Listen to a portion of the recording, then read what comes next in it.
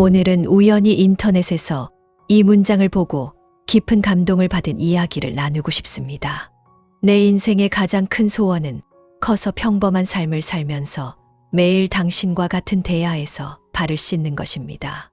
나이가 들면서 더 이상 갈 수 없어도 같은 대야에서 발을 씻고 싶다는 생각이 들기 시작했는데 그건 참으로 실망스러운 일이 아닐 수 없습니다. 곰곰이 생각해 본 결과 그것이 사실이라는 것을 알게 되었습니다. 특히 나이 많은 부부의 경우 같은 테이블에서 식사하고 같은 이불을 덮고 자는 것은 자연스러운 일이지만 때로는 같은 대야에서 발을 씻는 것이 쉽지 않은 경우도 있다. 먹고 자는 것은 삶의 기본이지만 같은 대야에서 발을 씻는 것도 두 사람의 감정과 호흡을 진지하게 시험하는 일이기도 하다. 안녕하세요, 여러분. 지혜의 흐름 채널에 오신 것을 환영합니다. 누구나 자신의 삶이 끝날 때까지 함께 할 사람을 만나고 싶어 합니다. 그러나 현실은 항상 그런 것은 아니다. 함께 걸었던 길은 곧 혼자 걷는 길이 될 것입니다. 어떤 사람들은 한 번 결혼한 후에는 결혼에 대한 믿음을 잃어 다시는 결혼하고 싶지 않다고 말합니다. 반면에 아직도 결혼해서 가정을 꾸리는 것이 좋은 일이라고 생각하는 사람들도 있습니다. 적어도 그 사람은 자기가 추운지 더운지 알고 따뜻하게 해줄 사람이 있는 것뿐이다. 이후 60세 이후에 재혼을 원하는 여성에 대해 많은 사람들이 의문을 제기했다. 왜 재혼을 하려고 합니까? 이렇게 질문하시는 분들께 새 선배가 마음속으로 나눈 이야기를 소개해드리고 싶습니다. 첫 번째 장로는 이렇게 말했습니다. 60세가 되어 다시 짝을 찾고 싶은 이유는 단지 살 곳을 찾고 싶기 때문이에요. 남편은 몇 년 전에 세상을 떠났고 저는 다른 도시에서 일하고 있어요. 그녀는 남편이 결혼하기로 했을 때 아들이 엄마 은퇴하셨어요? 아빠는 안 계시고 엄마가 집을 팔아서 같이 살았으면 좋겠다. 그러면 더 큰 집을 살 수 있어요. 아들 말에 따르면 저는 집을 팔고 아들이 일하는 곳에서 함께 살기 위해 이사했습니다. 물론 연금을 거의 다 써버렸지만 아들의 아내에게 미움을 받는 경우가 많았습니다. 아들은 제가 겪고 있는 어려움을 알고 있지만 자신의 생각을 말할 수는 없어서 그냥 진정하라고만 합니다. 그러다가 아들을 돌보며 손자와 공원에서 놀고 있을 때 오랜 친구인 장 씨를 만났습니다. 원래 같은 고향 출신이라 자연스럽게 친해진 것 같아요. 우리는 약 반년 동안 연락을 유지했습니다. 이 씨는 나에게 이런 말을 했다. 우리 남은 생애를 함께 사는 게 어때요? 아들에게 이 말을 했는데 아들은 우리가 정말 사이좋게 지내면 정말 좋을 거라고 생각했어요. 라고 그녀는 말했습니다. 그래서 장 씨와 재혼을 결심했고 우리는 1년 넘게 함께 하게 됐다. 우리는 꽤 잘 지내고 그의 딸은 나에게 매우 친절합니다. 우리는 보통 아이를 돌보거나 여름에 며칠 동안 우리와 함께 지냅니다. 여성들은 단지 자신의 의지와 노년의 동행, 정신적 안정을 위해 60세 이후에 재혼을 결정하게 된다. 외로움 속에서도 그들의 마음속의 작은 존엄함을 찾아주고 싶다.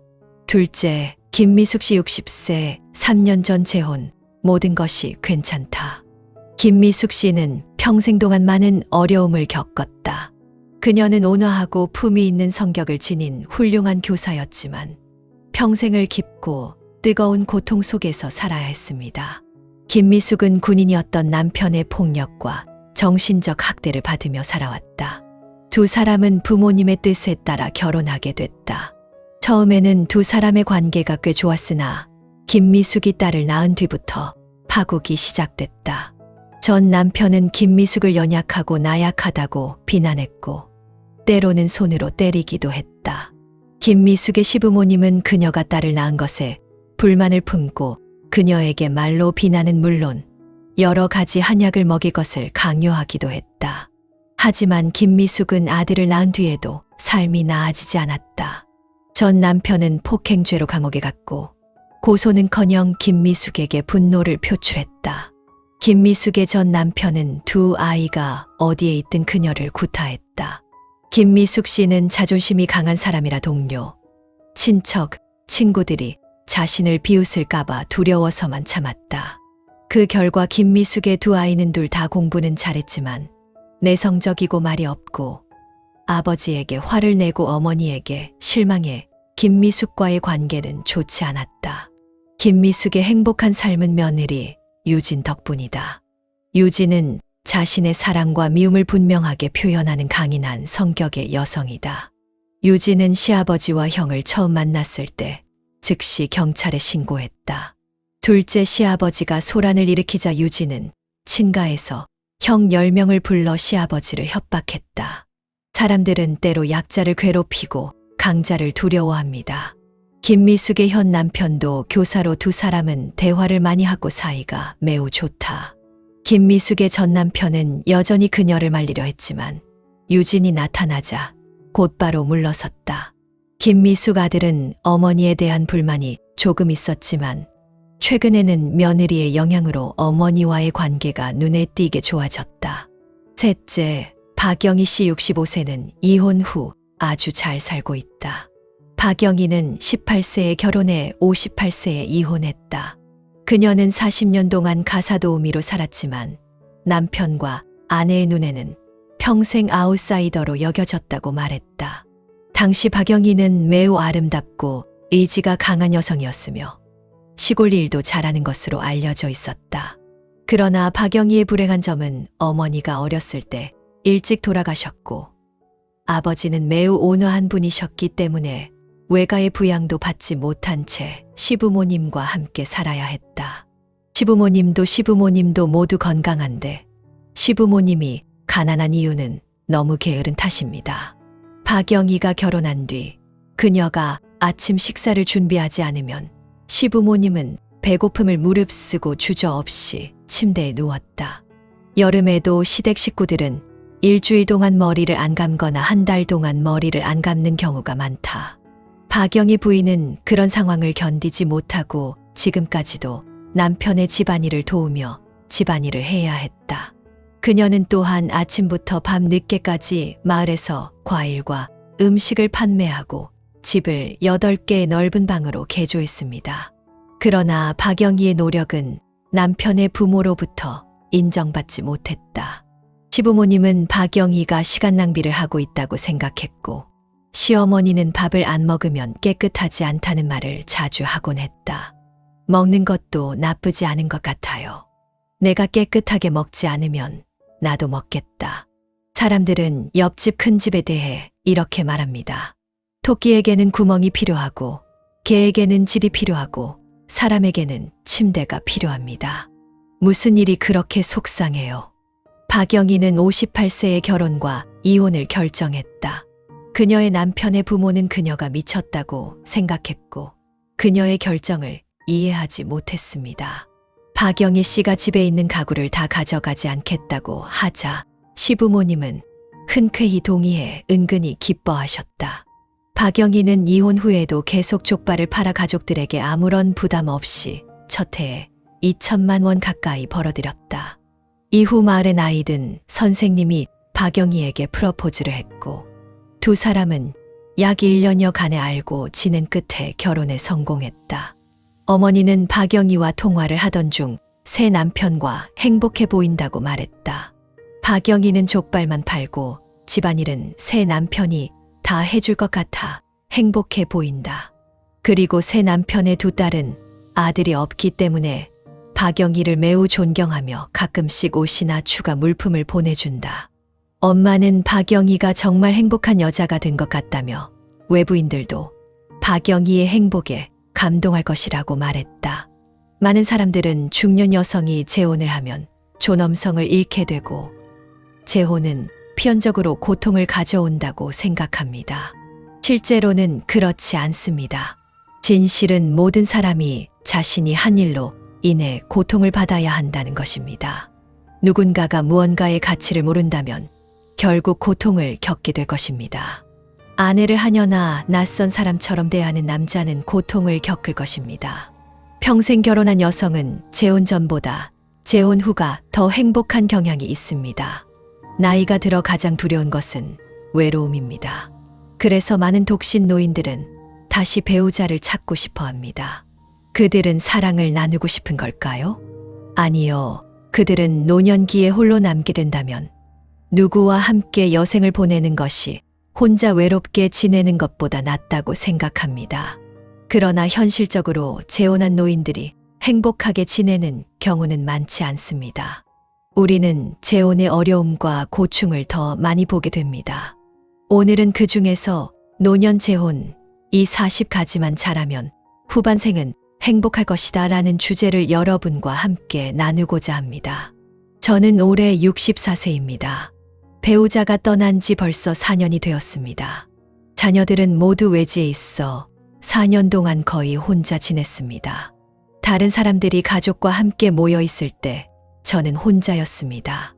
설날에 딸이 시댁에 가면 저는 따라가서 귀찮게 하고 싶지 않아 혼자 밥을 먹고 스스로 만두를 빚었습니다. 그 외로움은 정말 마음 아프더군요. 하지만 그때까지 재혼을 생각해 본 적은 없었습니다. 나이가 60이 넘었으니 그냥 대충 지내도 괜찮다고 생각했죠. 그러나 올해 코로나19로 집에 20일 일 동안 격리되면서 제 생각이 바뀌었습니다. 확실히 한 가지 결심을 했습니다. 꼭 동반자를 찾아야겠다고. 혼자 있으면 언젠가 병이 나서 집에서 쓰러져도 아무도 알지 못할까봐 두려웠습니다. 또 다른 동료가 있습니다.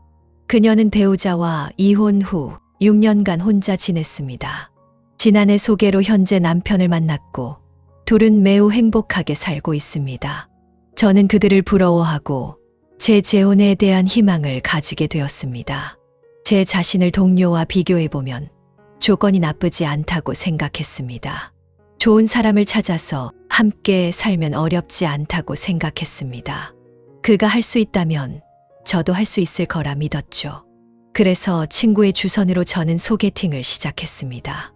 그 기간 동안 3번의 소개팅을 했고 모두 잘 맞지 않는다고 느꼈습니다.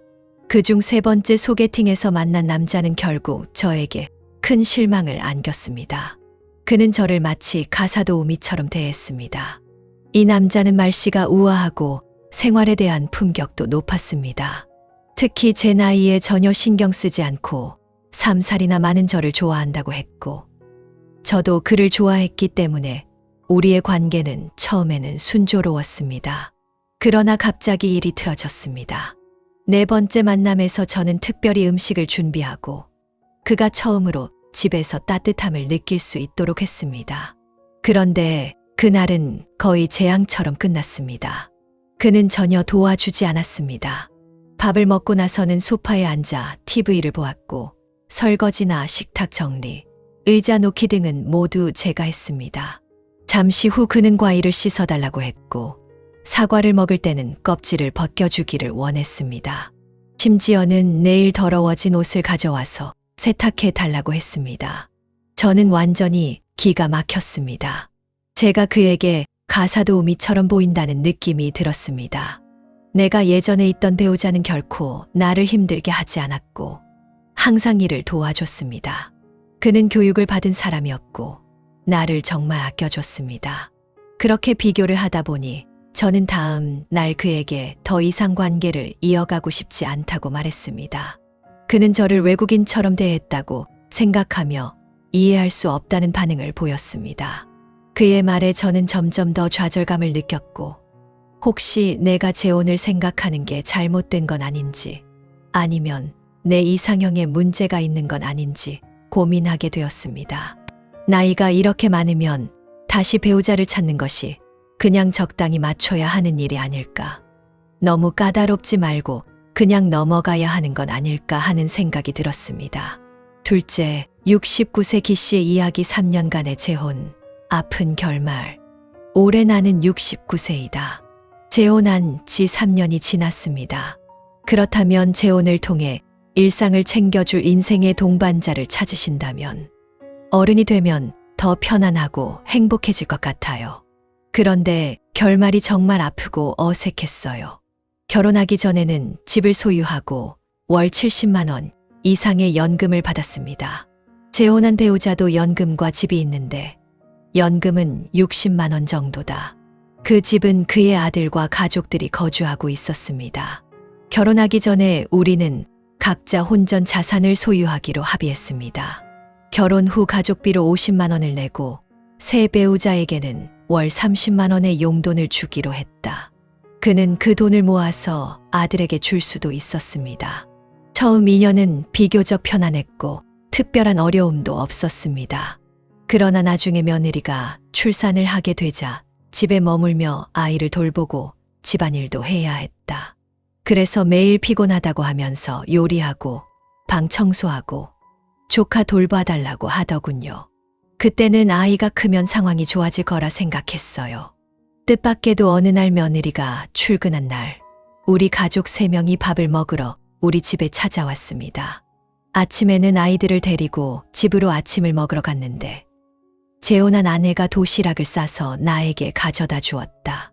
저녁에 아이들을 데리러 오면 떠나기 전에 밥을 먹어야 해요. 아무것도 가져오지 않을 때마다 과일을 가져갔습니다. 이때 재혼한 아내가 말을 꺼냈다. 60만 원은 우리 가족의 생활비를 감당하기엔 부족해서 제가 보충해야 해요. 나는 아니오라고 말했고 그는 나와 싸우기 시작했습니다.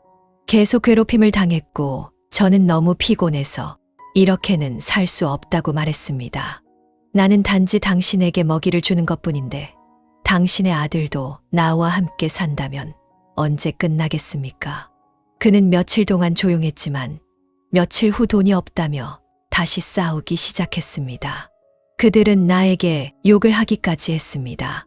월 70만 원이 넘는 연금을 받고 있는데 현재는 약을 살 돈이 없을 정도로 어려운 상황에 처해 있습니다. 정말 말로 표현할 수 없을 정도로 고통스럽습니다. 지금은 이혼하고 싶은데 이혼 비용으로 100만 원을 요구합니다. 그는 이렇게 한탄했습니다. 가능하다면 늙어서는 재혼하지 않는 것이 좋습니다. 재혼은 정말 쉽지만 이혼은 어려운가요? 노인들이 재혼하는 것이 정말 그렇게 어려운가요? 전문가들은 두 번째 결혼에서 행복을 찾는데 필요한 4가지 조언을 제시합니다. 첫째, 비교적 사고는 가족 재건에 도움이 되지 않습니다. 전문가들은 재혼을 고려하는 사람들에게 이전 파트너와 현재 파트너를 비교하지 말라고 조언합니다. 좌절감이나 그리움을 말로 표현하면 상대방이 기분이 상하고 심지어 질투심을 느낄 수도 있습니다. 사람들은 이것이 그들의 관계에 해롭고 재혼에 좋지 않다고 믿습니다. 원래 배우자를 생략하거나 칭찬하는 것은 결혼 생활에 불성실한 것으로 간주되어서는 안 됩니다. 그는 또한 원래 배우자의 장점과 현재 배우자의 단점을 비교해서는 안 된다고 경고합니다. 그렇지 않으면 관계가 점점 더 어려워지고 불행한 결과를 초래할 수 있습니다. 전문가들은 노인들이 인생의 동반자를 너무 일찍 결정해서는 안 된다고 강조합니다. 이는 귀하와 상대방 모두에게 해로울 수 있습니다. 짧다는 것은 두 사람 사이의 관계의 길이를 의미합니다. 짧고 화기애애한 재혼 후 금방 일상생활에 불만이 생긴다면 이혼을 원하실 수도 있습니다. 나이 많은 사람들도 결혼에 대해 건강하고 긍정적인 견해를 갖는 것이 두 번째 행복으로 가는 길이라고 말합니다. 둘째, 다른 사람의 건강이 매우 중요합니다. 나이가 들수록 가장 중요한 것은 건강입니다. 건강이 없으면 모든 것이 무의미해진다. 재혼이 귀하의 상황을 더 이상 어렵게 만들지는 않습니다. 그것은 당신의 삶을 더 흥미롭고 행복하게 만드는 것을 목표로 한다는 것을 잊지 말아야 합니다. 자신이 건강하다면 다른 사람에게도 건강해지라고 요청하는 것이 합리적입니다. 셋째, 두 아이 모두 그들의 결합에 반대하지 않았습니다. 두 사람이 재혼할 때 가장 큰 장애물 중 하나는 서로의 자녀이다. 서로의 자녀가 두 사람이 함께 있는 것을 반대하거나 서로에 대해 편견을 갖고 있는 경우 두 사람은 잘 지내더라도 행복하게 살지 못하고 결국 각자의 길을 가게 됩니다.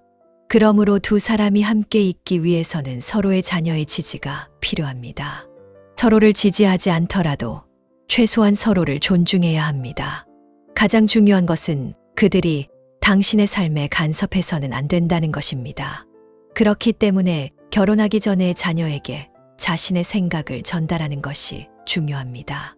넷째, 결혼하기 전에 금전적인 문제를 해결하고 책임과 의무를 명확히 하여 최대한 구체적이고 자세하게 정리하라.